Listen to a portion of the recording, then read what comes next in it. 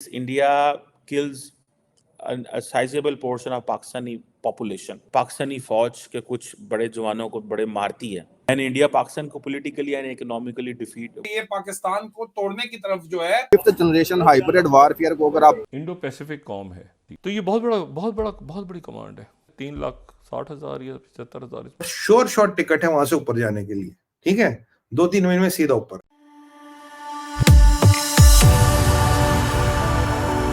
जय हिंद दोस्तों, मेरे चैनल मोदी देश में आपका स्वागत है। दोस्तों, इस वीडियो को लाइक शेयर और मेरे चैनल को सब्सक्राइब करना मत भूलिएगा।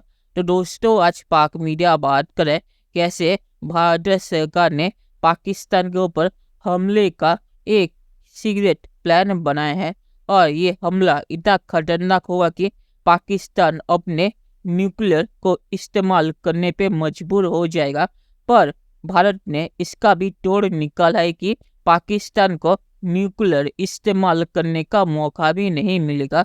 तो ये प्लान सुन के पाकिस्तानी मीडिया के होश उड़ गए हैं और पाकिस्तानी मीडिया कह रहा है कि भारत सरकार इसे डिनाई कर रही है, पर पाकिस्तान को पता है कि भारत के पास ऐसा प्लान है और पाकिस्तान के खिलाफ अगर ये प्लान इस्तेमाल हुआ तो पाकिस्तान को मौका भी नहीं मिलेगा अपने न्यूक्लियर ऑप्शन को इस्तेमाल करने की।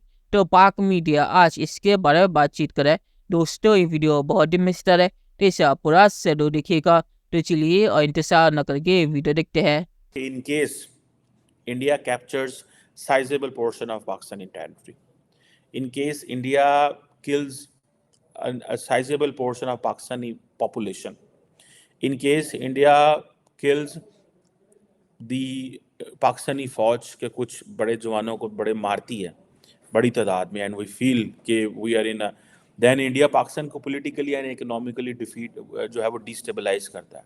Eight the end of the day इनको ये नजर नहीं आ रहा कि ये पाकिस्तान को तोड़ने की तरफ जो है वो अपने इन ख्यालात की वजह से जा रहे हैं। सर, स्टडी करते हैं, आप फिफ्थ जनरेशन हाइब्रिड वारफेयर को अगर आप पढ़ते हैं तो आपको पता चलेगा कि ये सारे मामला क्या है। उनके बॉर्डर्स पर वो तमाम तैयारी मौजूद है और उसके लिए जो अपाची अटैक हेलीकॉप्टर्स हैं उनको अब उसकी स्क्वाड्रन एस्टैब्लिश की है उन्होंने पाकिस्तान बॉर्डर के करीब, जो कि जोधपुर मैंने आपको बताया। कोई कहता है पाकिस्तान का एक एग्जिस्टेंशियल कॉन्फ्लिक्ट था हिंदुस्तान के साथ, अगर शुरू से ही कश्मीर का मसला ना पैदा होता तो फिर शायद मसाइल इस किस्म के ना होते। इंडिया में एक उनका सेमिनार हुआ एक जिसमें जो इंडिया के डिफेंस के लोग उसमें मौजूद थे, जो इंडो पैसिफिक कॉम है उनकी, जैसे सेंट कॉम है ना, तो सबसे बड़ी कमांड है।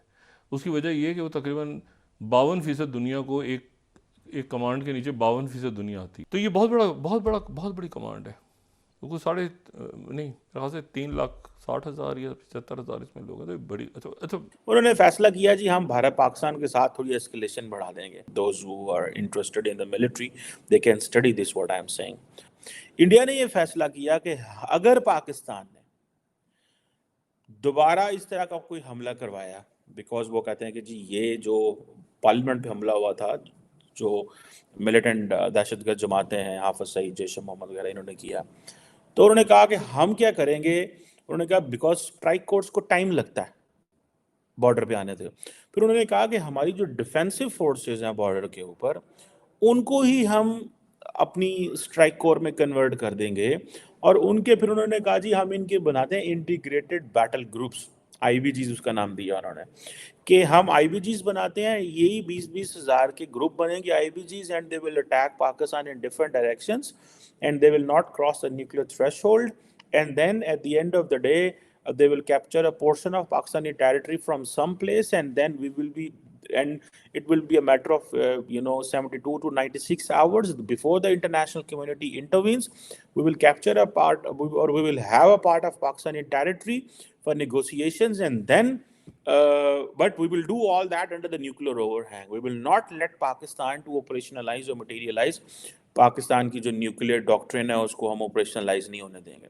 इंडिया के पास बहुत ज़्यादा रिसोर्सेज हैं, उनके पास बहुत ज़्यादा पैसा है, उनके बहुत ज़्यादा ग्लोबल कनेक्शंस हैं, उनके पास एक लंबा चौड़ा नेटवर्क है, दोस्तियां हैं उनकी। हमारे पास तो वो सिचुएशन नहीं है। लेकिन I think now Pakistan may be deciding something else, because now pattern आपको पता चल गया कि in case India wants to have a superiority in a limited scale conflict, in air power में या इसी चीज़ में कोई डॉग फाइट ये वो चीज़ होती है आइंदा मुस्तकबिल में, तो वो चीज़ जो है वो उसमें इंडिया एक एज ना ले सके. So Pakistan shall do something extraordinary in case either to stop it or to do something that if India does it again then it should not do it the third time. मतलब this is what in मेरी understanding में पाकिस्तान का mindset ज़रूर है. उनके पास पैसे हैं, resources हैं, वो जिसका जिधर दिल करता है वो अपनी मर्जी करते हैं. और पीछे स्ट्रॉन्ग अवाम है फौज के पीछे, and then political party major BJP वो उनके पीछे खड़ी हुई है. तगड़ी फोर्स है उनके पीछे, and they are making an impact. बड़ा तगड़ा इम्पैक्ट कर रहे हैं इस वक्त. इस निकम्मी आबादी का करोगे क्या? मैंने कहा मेरे पास उसका भी सोल्यूशन है. कह रहे क्या सोल्यूशन है? मैं कहा देखो भाई 3 सोल्यूशन है. पहली बार यूक्रेन को चाहिए जवान लड़ने के लिए और श्योर शॉट टिकट है वहां से ऊपर जाने के लिए. ठीक है, 2-3 महीने में सीधा ऊपर. तो मैं यूक्रेन जाके लड़ो, और तुम क्रिश्चियनों से लड़ते लड़ते मर जाओगे तो जन्नत की गारंटी तो पक्की, राइट? जन्नत मिलेगी. यहां मरोगे और कुछ नहीं मिलेगा, मतलब वो भी मुसलमान तुम भी मुसलमान, कुछ नहीं मिलेगा. वहां काफिर से लड़ाई, सीधा जन्नत डायरेक्ट. दूसरा क्या है जी?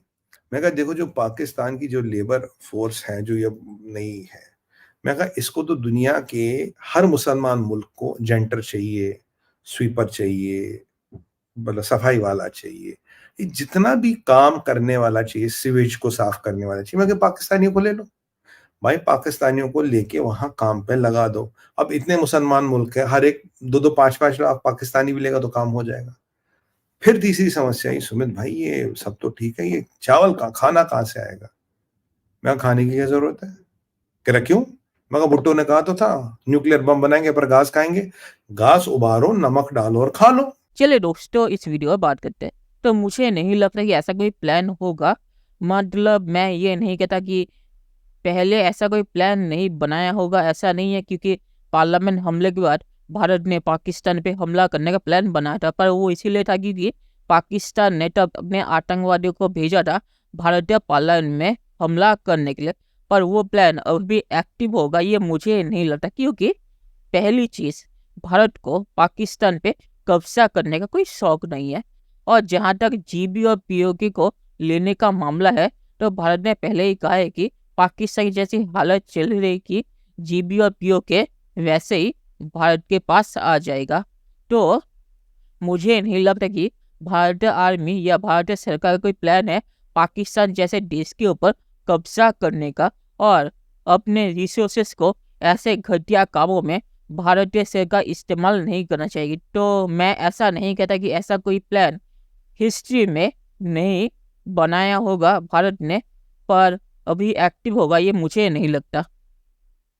और आखिर में मैं ये कहूँगा, पाकिस्तान जो अपने न्यूक्लियर की धमकियाँ देता है, तो पाकिस्तान की हिम्मत नहीं है न्यूक्लियर इस्तेमाल करने की, क्योंकि उन्हें पता है कि न्यूक्लियर इस्तेमाल करने के बाद पाकिस्तान क्या हाल होगा.